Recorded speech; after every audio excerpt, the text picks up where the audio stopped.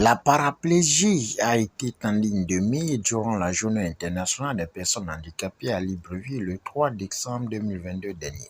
C'est quelqu'un qui ne vous lâche pas. Et quand vous regardez, lui-même, il a un moral, un mental d'acier. Et vous, étant avec les deux mains, vous dites que, waouh, comment vous allez vous plaindre? Si quelqu'un comme ça, il a un mental d'acier, vous dit ne lâchez pas, non, tu vas y aller, tu vas y arriver.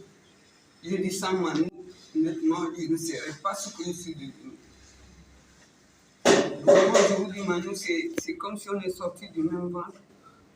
Je tiens ici à vous dire merci, merci à toutes ces personnes qui soutiennent les personnes handicapées. Parce que je dis, demain, à qui le tour, on marche, et demain, on ne sait pas qui on sera. Il est aussi question d'attirer l'attention du gouvernement, de dire la paraplégie ayant un coût trop élevé pour les familles et pour les personnes paraplégiques, il faut mettre un mécanisme en place à travers l'assurance maladie d'absorption des 20% du ticket modérateur et que les produits utilisés par les paraplégiques soient pris en charge à 100%. Parce que nous avons vu tout à l'heure l'exposé de M. Manu Mbadinga sur le coût et les produits utilisés, c'est pas donné. Lorsque vous avez des péniflots à 3800 francs qui sont utilisables une seule fois par jour, vous voyez que cet instrument nécessaire pour les paraplégiques, il devrait être pris en charge par l'assurance maladie afin justement que ces personnes puissent avoir une meilleure commodité de vie.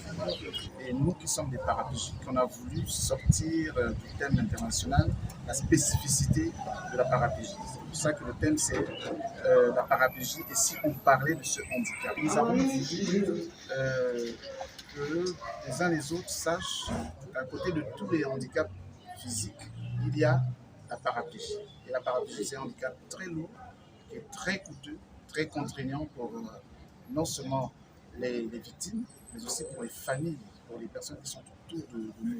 Voilà pourquoi cette rencontre, c'était vraiment pour faire un échange. Et nous en avons profité également pour faire une collecte de produits pharmaceutiques, parce que le paraplégie consomme certains produits pharmaceutiques tous les jours que je fais. Et je tenais à remercier les personnes également qui nous ont accompagnés pour nous permettre de soulager certaines familles en produits pharmaceutiques. Il n'y a pas une prise en charge spécifique des paraplégiques.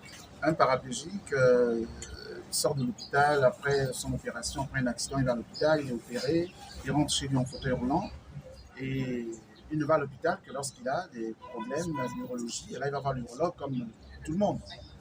Quand il a des problèmes de fièvre, il va voir tout le monde. Donc la prise en charge, elle est globale. Sauf qu'on va à l'hôpital, on est accompagné pour certains besoins spécifiques. Et le grand problème chez les paraplégiques, ce sont les escarres. Et les escarres, généralement, c'est suivi par les uns les autres à la maison. Ce sont les parents qui s'occupent de nous, qui nous suivent. De temps en temps, nous faisons venir des spécialistes, des infirmiers qui viennent à la maison. Mais il faut dire que pour ce qui est des escarres, il y a des infirmiers qui nous abandonnent parce qu'ils estiment que ce sont des lésions compliquées pour ça c'est une expression que j'ai entendue d'une infirmière. Pour la simple infirmière que je suis, je ne peux pas traiter les escarres. Parce que justement, l'escarre, c'est du domaine de la chirurgie. Et voilà pourquoi beaucoup, malheureusement, perdent la vie quand les escarres ne sont pas bien suivis. Donc ça, au niveau de la prise en charge, nous avons vraiment besoin d'un accompagnement à ce niveau que les uns les autres sachent qu'il y a la paraplégie qui existe et voilà les différentes complications. Il y en a énormément, donc et c'est justement ce que nous avons voulu, sur ça que nous avons voulu échanger avec le public. Après les témoignages et avis, suivi des échanges interactifs, cette journée s'est achevée dans une ambiance festive et conviviale.